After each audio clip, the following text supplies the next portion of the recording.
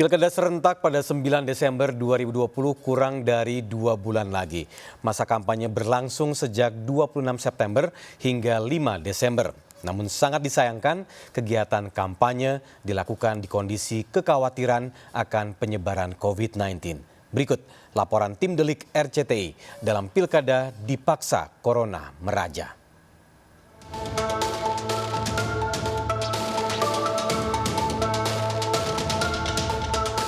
Keputusan pemerintah, DPR, dan penyelenggara pemilihan untuk tidak menunda Pilkada 2020 dinilai tidak sejalan dengan pendapat sejumlah ahli kesehatan terkait kondisi pandemi saat ini. Hal ini dikarenakan dampak penyelenggaraan pemilu di tengah wabah dikhawatirkan justru menjadi sarana penularan COVID-19. Ya sangat clear kok, sangat clear di Perpu itu yang sudah dijadikan undang-undang itu bahwa Pilkada bisa ditunda ketika pandeminya masih tinggi, masih belum melandai. Cuma persoalannya tadi, pemaksaan kehendak yang dilakukan pemerintah itu berujung tadi akan menjadi malapetaka. Ingat bahwa nyawa itu tidak bisa dikembalikan, tapi kalau Pilkada bisa diundur kapanpun. Namun Pilkada serentak 2020 di tengah pandemi tidak hanya tentang ancaman COVID-19 yang masih tinggi, tapi juga menjadi arena perang bintang para elit politik nasional. Faktanya saat ini banyak calon kepala daerah yang berasal dari lingkaran kekuasaan. Seperti di Tangerang Selatan, perang bintang antara kandidat calon kepala daerah dinilai akan berlangsung sengit. Tercatat ada nama Rahayu Saraswati Joyo Hadikusumo yang merupakan keponakan dari Menteri Pertahanan RI sekaligus Ketua Umum Partai Gerindra Prabowo Subianto. Di masa pandemi saat ini, Rahayu lebih memfokuskan kampanye melalui media sosial. Ini merupakan tantangan tentunya karena kalau kita bicara tentang pemilu, kita bicara tentang kampanye, kita kan menginginkan untuk bisa sosialisasi ke sebanyak-banyaknya warga. Tapi dengan dibatasi seperti itu kita harus lebih kreatif, itu makanya kita juga menekankan penggunaan sosial media dan alhamdulillah di Tangerang Selatan ini pengguna medsos itu cukup tinggi. Dalam memperebutkan kursi wali kota dan wakil wali kota Tangerang Selatan, Rahayu akan berhadapan dengan Siti Nur Azizah Ma'ruf yang merupakan putri dari Wakil Presiden Ma'ruf Amin. Dalam berkampanye di masa pandemi saat ini, Siti Nur Azizah Ma'ruf akan tetap memaksimalkan kampanye konvensional dengan mengedepankan protokol kesehatan yang digabungkan dengan kampanye melalui media sosial.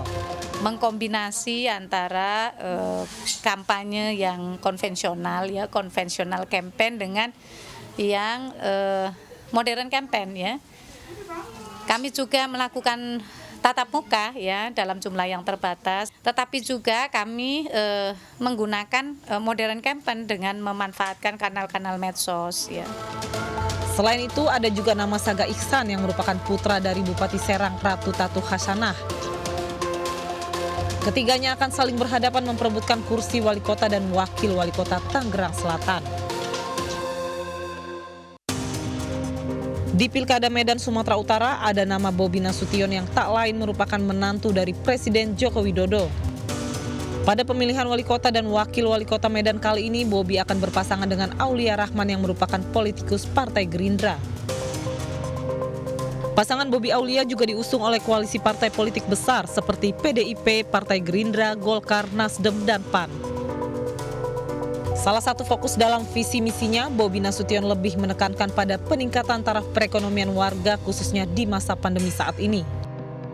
Masa pandemi COVID dan salah satu program kita juga ini meningkatkan kesejahteraan melalui perekonomian di tingkat UMKM. Sementara di Pilkada Solo, Jawa Tengah ada nama putra Presiden Joko Widodo Gibran Rakabuming Raka berpasangan dengan Teguh Prakosa memperebutkan kursi wali kota dan wakil wali kota Solo. Dalam salah satu kampanyenya, Gibran menemui para pelaku usaha yang terpuruk di masa pandemi saat ini, khususnya di bidang pariwisata. Ya dampak dari COVID ini kan bukan cuma ke kesehatan saja ya, tapi juga ke ekonomi. Dan ini yang paling terdampak adalah sektor pariwisata. Jadi ada beberapa travel agent, CM hotel, dan juga dari maskapai penerbangan semuanya terdampak. Ini makanya tadi kita diskusi bagaimana nanti 2021 kita bisa lebih baik lagi, kita bisa meningkatkan pariwisata di Solo. Wacana politik dinasti memang bukan hal baru di Pilkada serentak 2020 ini. Namun diduga hal ini menjadi salah satu alasan pemilihan serentak tetap dilakukan meski situasi masih pandemi. tanda petik persoalan politik dinasti. Mungkin juga pejabat-pejabat itu menginginkan anak-anaknya, menantunya, keluarganya juga ingin cepat-cepat terpilih menjadi kepala daerah. Karena semakin lama, semakin masyarakat akan berpandangan negatif terkait politik dinasti itu. Dan itu harus ditentukan memang secepatnya bagi pemerintah. Saya melihatnya seperti itu.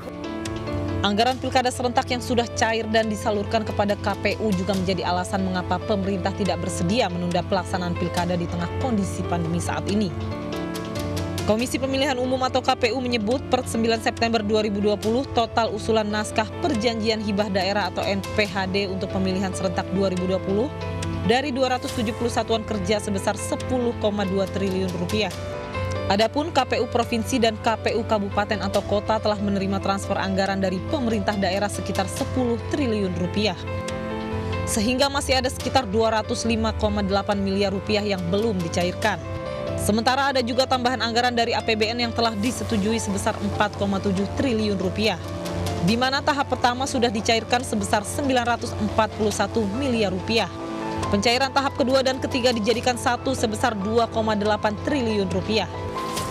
Meski mempertaruhkan anggaran yang cukup besar, namun situasi wabah saat ini memprioritaskan kesehatan masyarakat dinilai lebih utama ketimbang mengamankan anggaran. Yang harus sehat kan bukan cuma demokrasinya ya, penyelenggaranya juga harus sehat, pemilihnya, peserta pemilunya, penyelenggara pemilu sudah cukup banyak yang terkena COVID gitu ya, bahkan pasangan calon sudah ada yang beberapa meninggal dunia karena COVID, sehingga situasinya tidak bisa sekedar dihitung secara biaya saja sudah berapa banyak yang dikeluarkan. Gelombang penolakan rupanya tidak mampu menghentikan pemerintah, legislatif maupun lembaga penyelenggara pemilu untuk menunda pelaksanaan Pilkada 2020. Pilkada serentak 2020 seolah menjadi ajang pertaruhan antara nyawa, biaya, dan kekosongan pemerintahan. Oleh karenanya, pemerintah wajib menjamin pelaksanaan Pilkada serentak 2020 dilakukan dalam pengawasan protokol kesehatan yang ketat. Karena sebuah demokrasi sama berharganya dengan keselamatan masyarakat.